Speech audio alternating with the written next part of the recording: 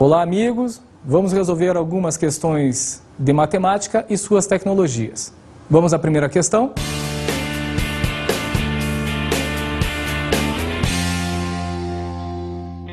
Uma indústria alimentícia comercializa óleo de cozinha em embalagens metálicas cilíndricas. As caixas que são usadas para transportar essa mercadoria têm a mesma altura das latas, possuem o formato de paralelepípedo e comportam 6 unidades do produto, como mostra a figura a seguir. Repare que na figura, a caixa em forma de paralelepípedo comporta 6 latas cilíndricas. Perceba que a altura da caixa é igual à altura das latas, e as latas são tangentes entre si e tangentes às faces laterais da caixa. Depois de alguns estudos, um engenheiro dessa empresa decidiu alterar o formato das latas de óleo, transformando-as em prismas retos de base quadrada, mas sem modificar o volume delas. Para isso, ele redesenhou essas caixas de forma a armazenarem ainda 6 latas, alterando apenas a sua altura, mas ocupando o menor volume possível. As novas caixas passaram a ter, letra A altura cerca de 21,5% menor do que antes. Letra B, a altura cerca de 21,5% maior do que antes. Letra C, a altura cerca de 14% menor do que antes.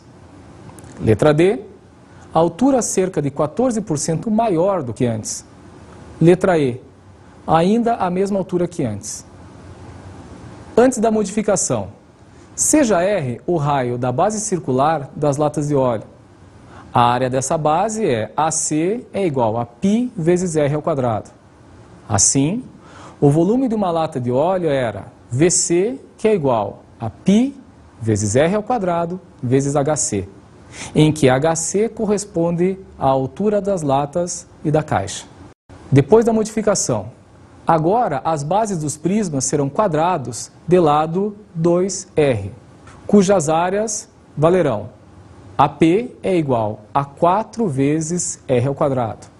Assim, o volume de uma dessas novas latas de óleo será VP, que é igual a 4 vezes R ao quadrado vezes HP, em que HP corresponde à nova altura das latas e da caixa. Como não houve alteração no volume de cada lata, pode-se escrever que VC é igual a VP. π vezes R ao quadrado vezes HC é igual a 4 vezes R ao quadrado vezes HP. HP é igual a π dividido por 4 vezes HC.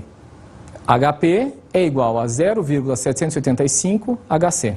Assim, HP é cerca de 21,5% menor que HC. A resposta correta é a letra A. A altura, cerca de 21,5% menor do que antes. Essa questão, ela trabalha a ideia da geometria espacial em um cilindro e um prisma. A comparação dos dois volumes é muito interessante, que mesmo tendo volumes iguais, ou seja, são ditos sólidos equivalentes, a altura do prisma você pode perceber que deu menor do que a altura do cilindro. A geometria espacial, incluída numa questão contextualizada como essa, lata de óleo, o volume de uma lata de óleo, é uma questão muito provável para você resolver numa prova do Enem. Vamos à próxima questão.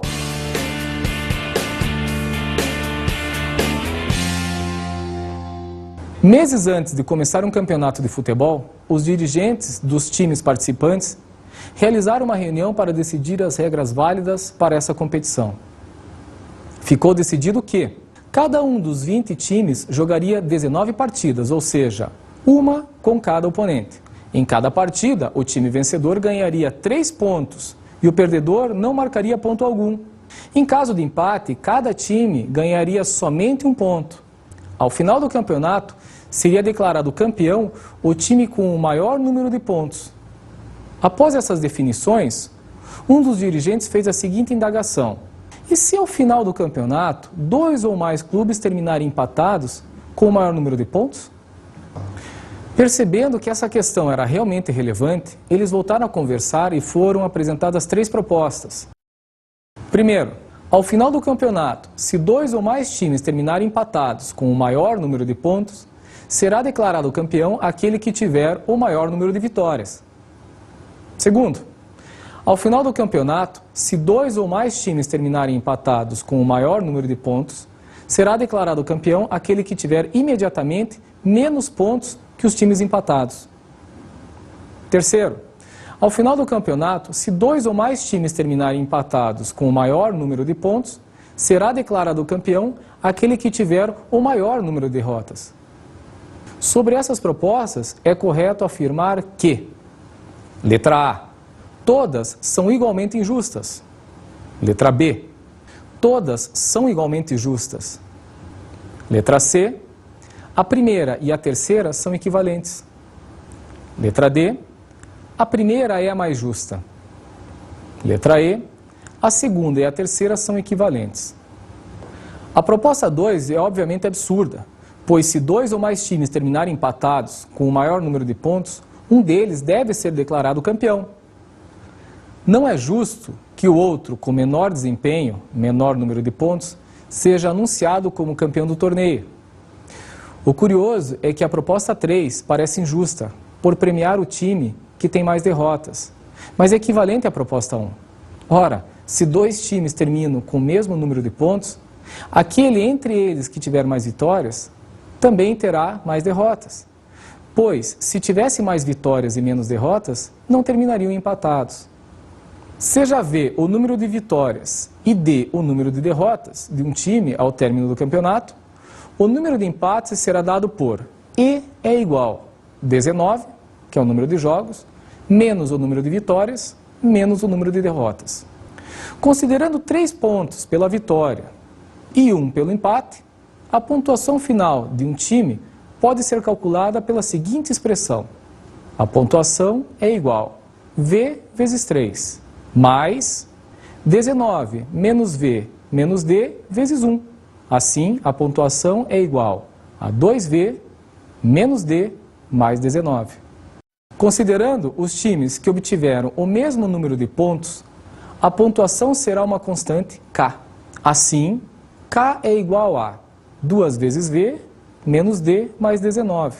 Ou D é igual a 2 vezes V mais 19 menos K. Essa equação mostra que, se 2 times terminam o campeonato com uma mesma pontuação, então o número de derrotas deles é uma função do número de vitórias que tiveram. Como é uma função crescente, aquele que, entre esses times, tiver mais vitórias, certamente também apresentará um maior número de derrotas. Por esse motivo, as propostas 1 e 3 são equivalentes. A resposta correta é a letra C. A 1 e a 3 são equivalentes. Essa questão trabalha a ideia um pouco de análise combinatória, porém não entra efetivamente na análise combinatória. A questão de um campeonato de futebol, seja de vôlei, seja de basquete, que trabalha times jogando com outros times, sempre é uma questão interessante que pode ser envolvida na análise combinatória. Nesse caso, é muito pouco, é um raciocínio lógico que você utiliza com a quantidade de jogos e as propostas que você analisa uma a uma. É uma questão muito mais interpretativa no começo do que uma questão de resolução de algum conceito de matemática. Da segunda metade da questão, ela trabalha uma parte de função. O aluno tem que analisar, mas não há necessidade dele equacionar por meio de uma função. Ele pode trabalhar os dados, chegando a conclusões, sem precisar necessariamente da função. A função nos mostra efetivamente que o número de vitórias e o número de derrotas para um time que teve mais vitórias terá mais derrotas do que o time que passou o campeonato tendo um número de empates maior do que o time anterior.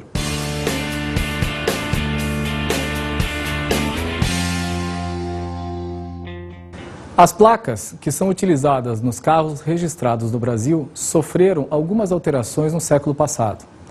Entre 1901 e 1941, cada município era responsável por expedir as placas de seus automóveis, havendo, portanto, muitas placas idênticas ao longo de todo o território nacional. Entre 1941 e 1969, elas possuíam 6 algarismos quaisquer, mas nenhuma letra. E entre 1969 e 1990, 2 desses algarismos foram trocados por letras quaisquer. Nesse período, o emplacamento era de responsabilidade estadual e, portanto, a mesma placa mostrada a seguir poderia existir em vários estados. A partir de 1990, foram mantidos os 4 algarismos e acrescentada uma letra. A partir de então, o sistema de emplacamento passou a ser nacional, de forma que, atualmente, não existem 2 placas iguais em todo o país. Sabendo-se que a frota atual de carros no Brasil é de aproximadamente 50 milhões de veículos, a respeito dos diversos sistemas de placas que já foram adotados no país, é correto afirmar que, letra A, o sistema adotado entre 1941 e 1969 poderia ser usado atualmente para colocar em cada carro do Brasil uma placa diferente. Letra B, o sistema atual jamais terá de ser trocado, mesmo que as placas usadas para carros que não estão mais em circulação pudessem ser reutilizadas em carros novos. Letra C, o sistema adotado entre 1969 e 1990 não poderia ser usado atualmente para colocar em cada carro do Brasil uma placa diferente. Letra D, o sistema atual permite que sejam geradas pouco menos de 100 milhões de placas distintas, sendo mais do que suficiente para a frota brasileira. Letra E, o sistema adotado entre 1969 e 1990 permitia que fossem geradas mais de 10 milhões de placas distintas. Vamos à resolução?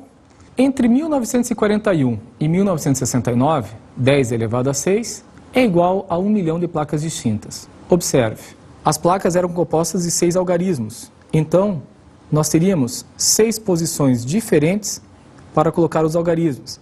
Nessa primeira posição eu teria 10 algarismos distintos, na segunda eu teria 10 algarismos distintos para serem colocados, na terceira 10, na quarta 10, na quinta 10 algarismos distintos e na sexta posição 10 algarismos distintos. Esses algarismos que podem ser colocados nessas posições são de 0 até 9. O total de possibilidades que a gente teria do número de placas nesse caso é de 10 elevado à sexta, ou seja, 1 milhão de placas. Entre 1969 e 1990, 26 elevado ao quadrado vezes 10 elevado à quarta é igual a 6,76 milhões de placas.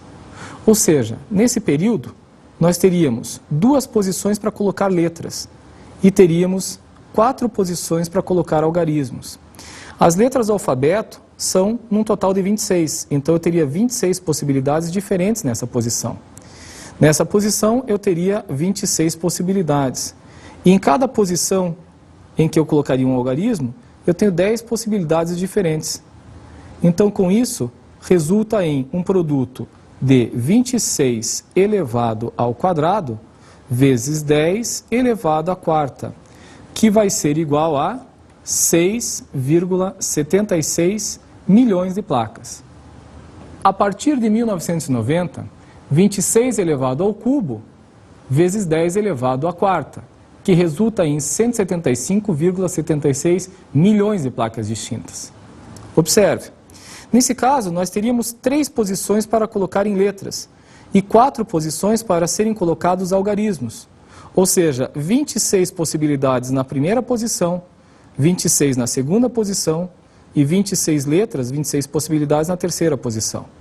Para a primeira posição dos algarismos eu tenho 10 possibilidades, para a segunda 10, para a terceira 10, para a quarta 10 possibilidades.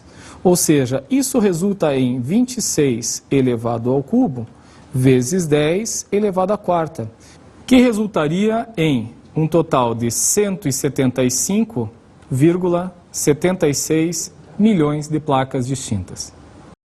Assim, o sistema usado entre 1969 e 1990 não seria insuficiente para gerar placas diferentes para toda a frota brasileira atual. A resposta correta é a letra C. O sistema adotado entre 1969 e 1990 não poderia ser usado atualmente para colocar em cada carro do Brasil uma placa diferente. Essa é uma questão clássica de análise combinatória. Mesmo sendo clássica, é uma questão muito possível, muito provável de ser cobrada de vocês uma prova. Porque ela trabalha a ideia do princípio multiplicativo aplicado a uma situação de placas de carros. Ele dá um pequeno histórico de como aconteceu essa evolução das placas dos carros. E hoje, aparentemente, o problema de emplacamento nos carros do Brasil está resolvido, porque a quantidade de possibilidades, você pode confirmar comigo por meio das respostas do problema, ela é muito além do que a quantidade de carros que existe na frota brasileira. A análise combinatória, ela é um assunto bastante importante. Volta e meia você vai perceber em questões do Enem de provas antigas, quando você resolvê-las, ou nas próximas provas que serão feitas. Vamos à próxima questão?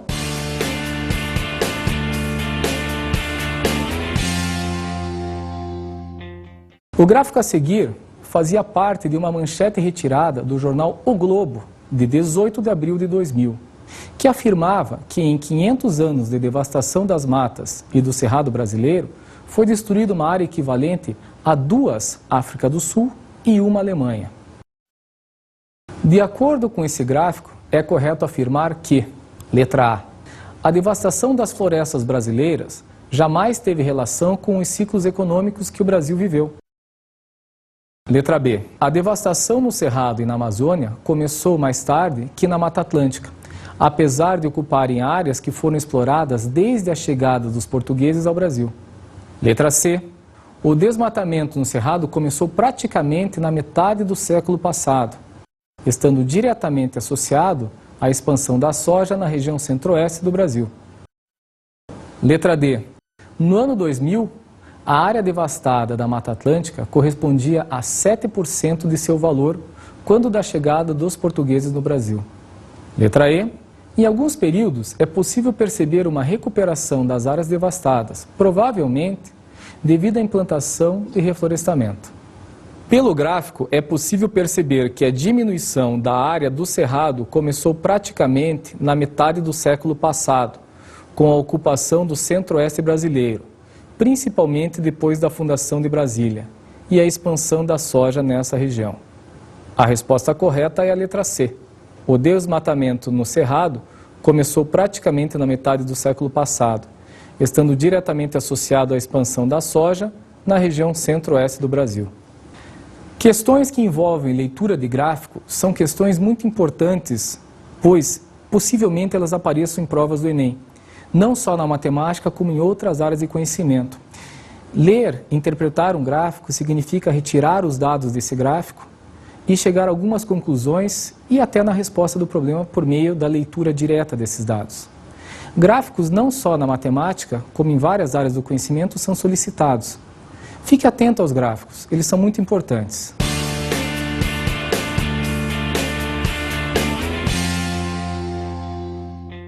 Uma empresa de telefonia enviou a seus clientes uma correspondência explicando sobre os impostos cobrados nas faturas dos clientes. Nessa carta foi apresentada uma tabela idêntica à tabela a seguir, com a designação de cada tributo e sua respectiva alíquota. A tabela é composta de 2 colunas, onde a primeira coluna estão os impostos e na segunda coluna estão as alíquotas. No caso do ICMS, a alíquota é de 25%. No caso do COFINS, a alíquota é de 3%. No caso do PIS, a alíquota é de 0,65%. Ou seja, isso dá um total de 28,65%. Para que os clientes se certificassem da correção dos cálculos, a empresa apresentou um exemplo em que a conta telefônica era de R$ 140,15. Nesse caso, os impostos ficaram assim calculados. 25% de ICMS sobre R$ 140,15 resulta em R$ 35,04. 3% de COFINS sobre R$ 140,15 resulta em R$ 4,20. 0,65% de PIS sobre R$ 140,15 resulta em 91 centavos. O total de impostos é de R$ 40,15. Um cliente, ao receber esta carta, enviou à empresa uma resposta para reclamar da maneira como os impostos estavam sendo calculados e cobrados dos consumidores. O raciocínio desse cliente era o seguinte: se a conta telefônica é de R$ 140,15 e a empresa cobra de impostos R$ 40,15, Então o gasto com ligações foi efetivamente R$ 100. Assim, os impostos correspondem a 40,15, que é o valor pago de imposto, dividido por 100, que é o preço da conta, que resulta em 40,15% do valor das ligações e não 28,65%, como a empresa alega. Sobre o cálculo defendido pela empresa e a contra-argumentação do cliente, é correto afirmar que: letra A empresa está correta, enquanto o cliente comete alguns equívocos matemáticos. Letra B, matematicamente, tanto a empresa quanto o cliente estão corretos, pois um utiliza como base de cálculo o valor total da conta, enquanto o outro utiliza o valor referente apenas às ligações telefônicas. Letra C, o cliente está correto, enquanto a empresa comete alguns equívocos matemáticos. Letra D, tanto a empresa quanto o cliente cometem equívocos matemáticos. Letra E, com os dados fornecidos pela empresa, não é possível tirar qualquer conclusão sobre quem está com a razão. Quanto aos cálculos, os da empresa e os do cliente estão corretos. A diferença entre os valores decorre da diferente base de cálculo para a aplicação dos percentuais. Enquanto a empresa utiliza o valor total da conta, o cliente usa apenas o valor referente aos serviços prestados pela empresa. A resposta correta é a letra B. Matematicamente, tanto a empresa quanto o cliente estão corretos, pois um utiliza como base de cálculo o valor total da conta, enquanto o outro utiliza o valor referente apenas às ligações telefônicas. Na realidade, ela não deixa de ser uma questão, assim, um pouco de matemática financeira envolvendo juros compostos. Vocês sabem que na matemática financeira, 1% ao mês, na capitalização composta, não corresponde a 12% no final do ano. Na simples isso é verdadeiro, mas na composta não acontece. A gente percebe que são porcentagens de valores diferentes. Então nos dá a impressão de que são cálculos diferentes, um está certo, outro está errado. Mas na verdade os dois estão corretos.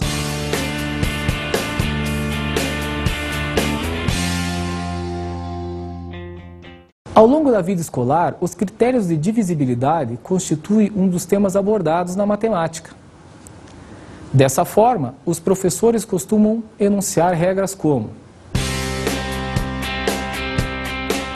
um número é divisível por 2 se for par. Um número é divisível por 3 se a soma de seus algarismos for divisível por 3. Um número é divisível por 4 se seus dois últimos algarismos forem zeros, ou formarem um número divisível por 4. Um número é divisível por 5 se seu último algarismo for 0 ou 5. Um número é divisível por 6 se for divisível por 2 e também por 3. Um número é divisível por 8 se seus três últimos algarismos forem zeros ou formarem um número divisível por 8. Um número é divisível por 9 se a soma de seus algarismos for divisível por 9. Um número é divisível por 10 se seu último algarismo for 0. O curioso é que normalmente não são comentados critérios de divisibilidade por 7, sendo que a complexidade dessas regras é usada como justificativa para isso. 3 alunos do ensino médio, inconformados com o fato de jamais terem aprendido uma regra de divisibilidade por 7, passaram a se interessar pelo assunto e, depois de fazerem muitos cálculos, apresentaram algumas ideias. Aluno 1. Pega-se um número qualquer e separa o algarismo das unidades. Multiplica-se por 3 o número restante. E soma-se o algarismo das unidades que havia sido separado. Se o resultado for múltiplo de 7, então o número original também será. Por exemplo, 133. 13 vezes 3 mais 3 é igual a 42.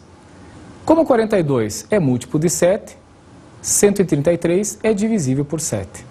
Aluno 2. Um número é divisível por 7 se a soma dos seus algarismos for múltiplo de 7. Por exemplo, 133, 1 mais 3 igual a 7. Como 7 é múltiplo de 7, 133 é divisível por 7. Aluno 3. Pega-se um número qualquer e separa o algarismo das unidades. Subtrai-se o dobro do valor desse algarismo do número restante. Se o resultado for múltiplo de 7, então o número original também será. Por exemplo, 133. 13 menos 2 vezes 3, igual a 7. Como 7 é múltiplo de 7, 133 é divisível por 7. Baseado nessas ideias, qual das alternativas a seguir é correta? Letra A. Todos os alunos estão corretos. Letra B. Os alunos 1 e 2 estão corretos, sendo que a regra proposta pelo aluno 2 é mais prática. Letra C. Os alunos 2 e 3 estão corretos, mas a regra proposta pelo aluno 2 é mais prática. Letra D. Os alunos 1 e 3 estão corretos, sendo que a regra proposta pelo aluno 3 é mais prática. Letra E. Todos os alunos estão errados, e os exemplos apresentados por eles são meras coincidências. As ideias 1 e 3 são realmente válidas, conforme demonstrações a seguir, enquanto a ideia 2 é absurda, apesar da coincidência mostrada no caso do número 133. Ideia do aluno 1. Qualquer número do tipo XYZ pode ser escrito em função de suas centenas, dezenas e unidades. Observe. X, Y, Z pode ser escrito como sendo 100x mais 10y mais z. Porém, 100x nós podemos separar em duas parcelas. 70x mais 30x. Da mesma forma, vamos separar 10y em duas parcelas. 7y mais 3y mais z igual. Vamos agrupar as parcelas que têm o coeficiente 70 e 7. Vai ficar 70x mais 7y. E vamos agrupar as parcelas que têm 30x e 3y. 30x mais 3y mais z igual. Que é igual, colocando o 7 em evidência para as duas primeiras parcelas, nós vamos obter 7, abre parênteses, 10x mais y, fecha parênteses. Colocando o 3 em evidência para as duas próximas parcelas, fica 3, abre parênteses, 10x mais y, fecha parênteses, mais z igual. Dessa forma, você percebe que o número original xyz, parte dele já é um múltiplo de 7, porque é um número dentro de um parênteses multiplicado por 7. Vamos analisar a segunda parcela desse número, 3 vezes 10x mais y mais z. A parcela 10x mais y vezes 7 é certamente divisível por 7. Assim, se a parcela 10x mais y vezes 3 mais z for múltiplo de 7, o número xyz será divisível por 7. Ocorre que 10x mais y vezes 3 mais z equivale ao número do tipo xy multiplicado por 3 e somado ao número z. Assim, como isso foi provado para um número de 3 algarismos, é possível demonstrar para um número com quantos algarismos se queira. Ideia do aluno 3. Qualquer número do tipo XYZ pode ser escrito em função de suas centenas, dezenas e unidades. Observe. O número x, y, z pode ser escrito como sendo 100x mais 10y mais z. A ideia do aluno 3 consiste em separar a primeira parcela em outras duas, da seguinte maneira: 70x mais 30x. Separar a segunda parcela em outras duas da seguinte maneira: 7y mais 3y. E expressar o número z como diferença de outras duas parcelas. Uma delas é 7z e a outra é menos 6z.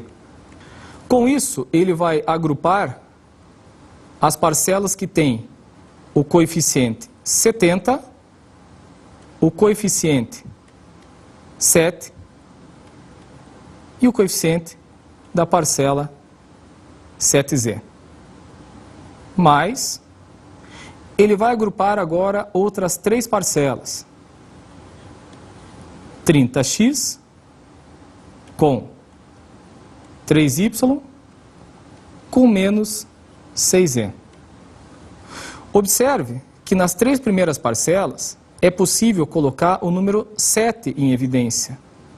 E dentro do parênteses resulta 10x mais y mais z. Colocando em evidência o número 3 para as três próximas parcelas, nós vamos obter 3 dentro do parênteses 10x mais y menos 2z igual. A parcela 10x mais y mais z vezes 7 é certamente divisível por 7. Assim, se a parcela 10x mais y menos 2z for múltiplo de 7, o número xyz será divisível por 7.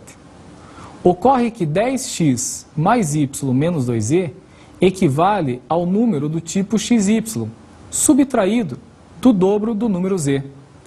Assim, como isso foi provado para um número de 3 algarismos, é possível demonstrar para um número com quantos algarismos se queira. Quanto à praticidade, a regra 3 é mais simples.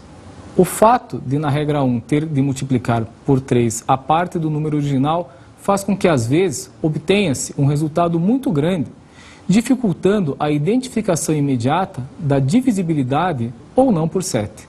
A resposta correta é a letra D. Os alunos 1 e 3 estão corretos, sendo que a regra proposta pelo aluno 3 é a mais prática. É uma questão um pouco mais difícil, que trabalha critérios de divisibilidade.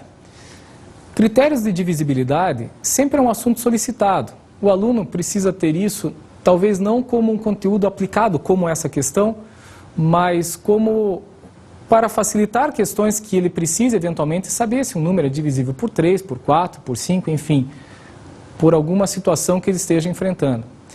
É uma questão um pouco mais difícil, porque para o aluno que nunca teve esse contato que você está tendo nesse momento, dificilmente ele resolveria essa questão da maneira com que a gente resolveu.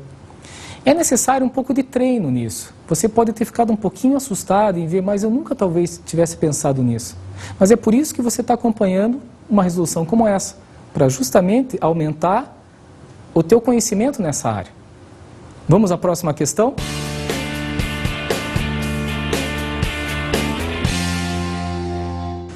Duas pessoas estão numa chácara cuja área vale meio hectare.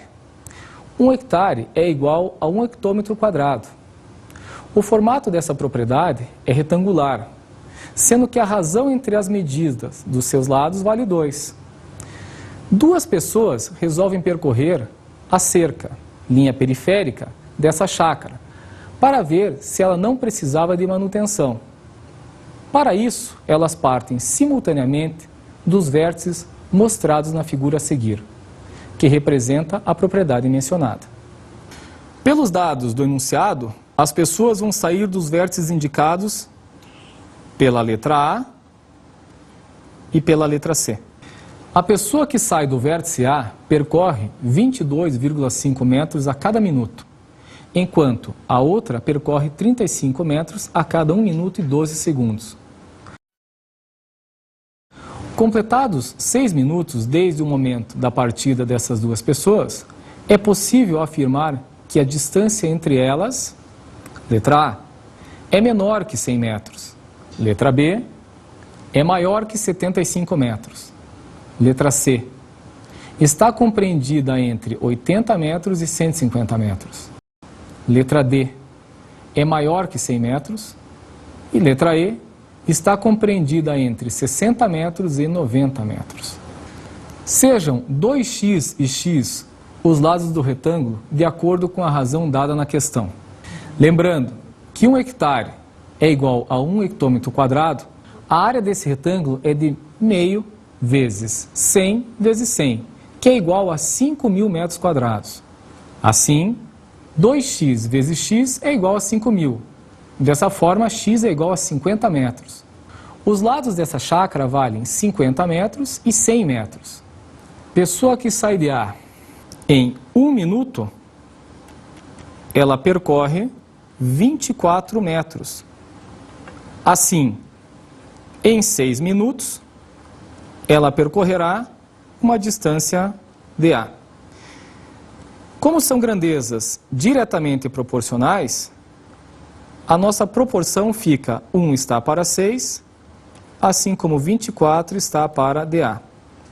Fazendo o produto dos meios igual ao produto dos extremos, nós vamos obter que a distância A vai ser de 135 metros.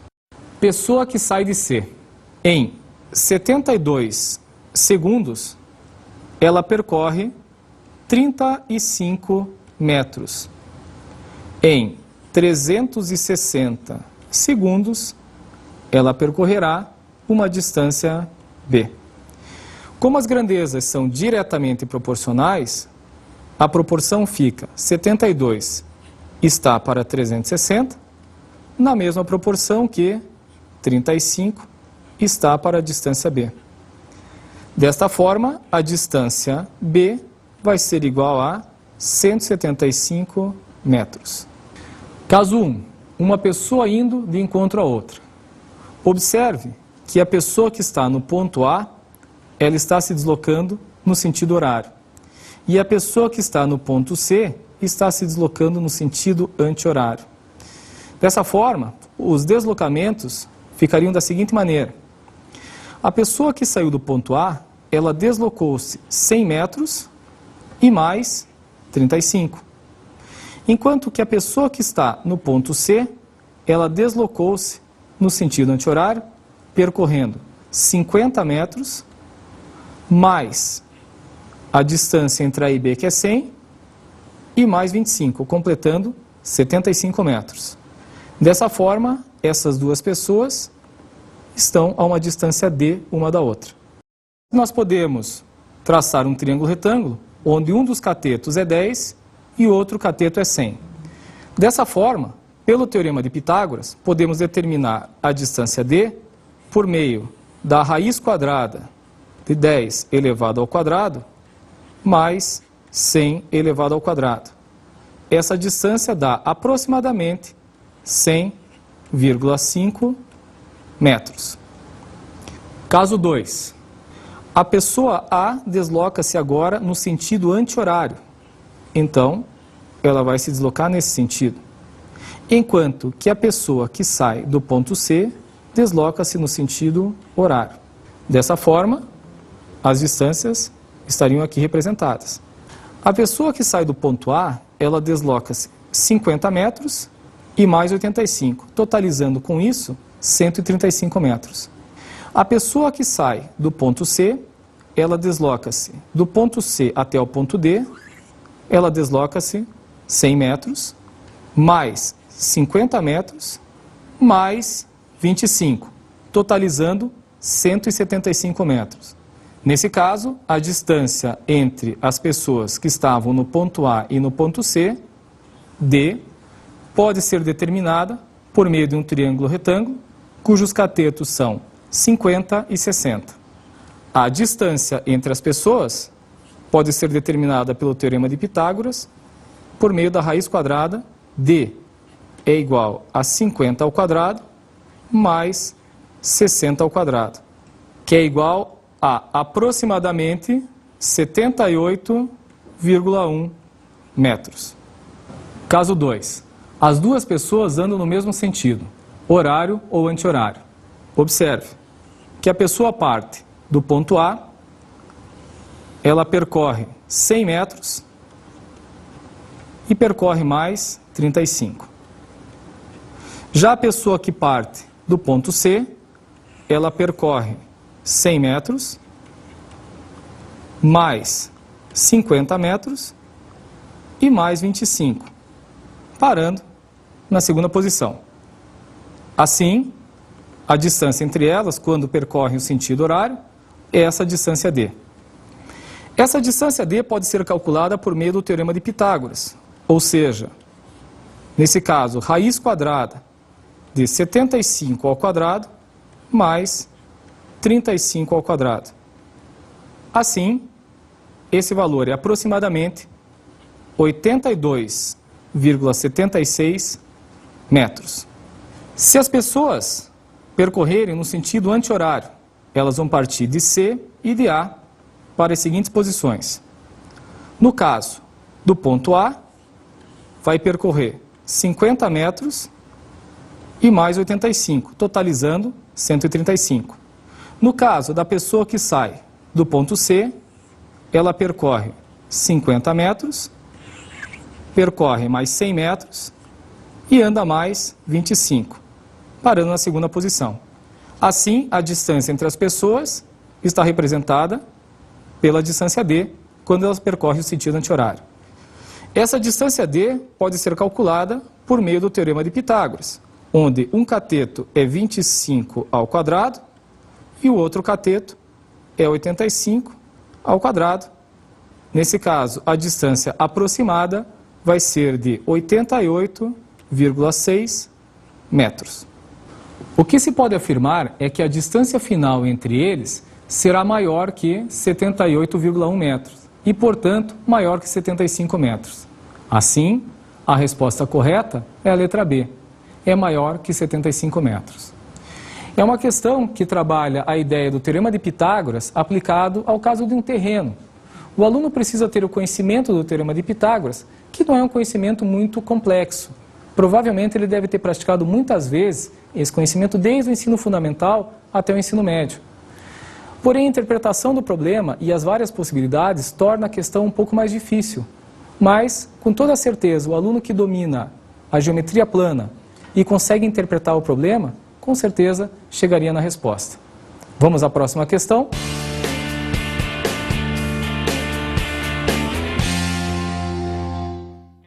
Quando aves realizam movimentos migratórios, em alguns pontos ao longo do trajeto, elas realizam paradas nas chamadas zonas transitórias de alimentação e recuperação de energia, stopovers. A degradação de regiões como essas provoca a morte de diversos pássaros durante as migrações, visto que eles param de 1 a 5 dias para poderem descansar e restabelecer suas reservas de gordura, tão necessárias nessas longas viagens. Para estudar a população de um determinado tipo de andorinha, que descansa 4 dias em cada zona transitória e realiza um único trajeto migratório, um cientista adotou os seguintes passos em sua pesquisa.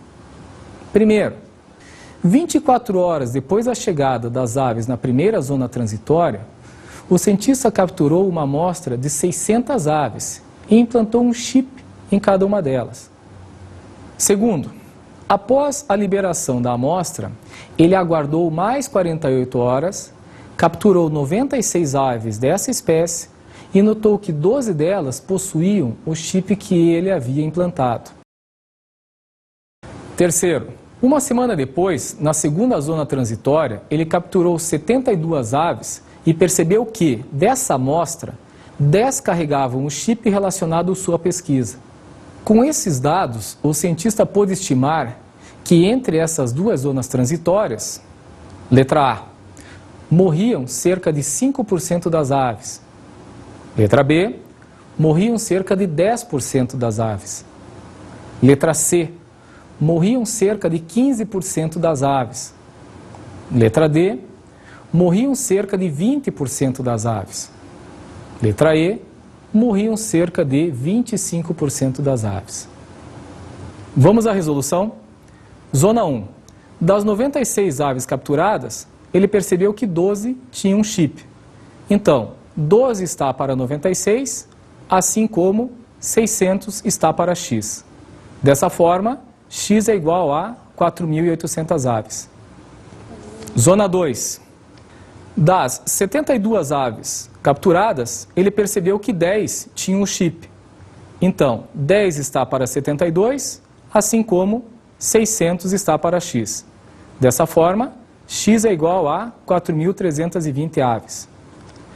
A diferença 4.800 por 4.320 resulta em 480 aves. Isso corresponde a 10% das aves. A resposta correta é a letra B. Morriam cerca de 10% das aves.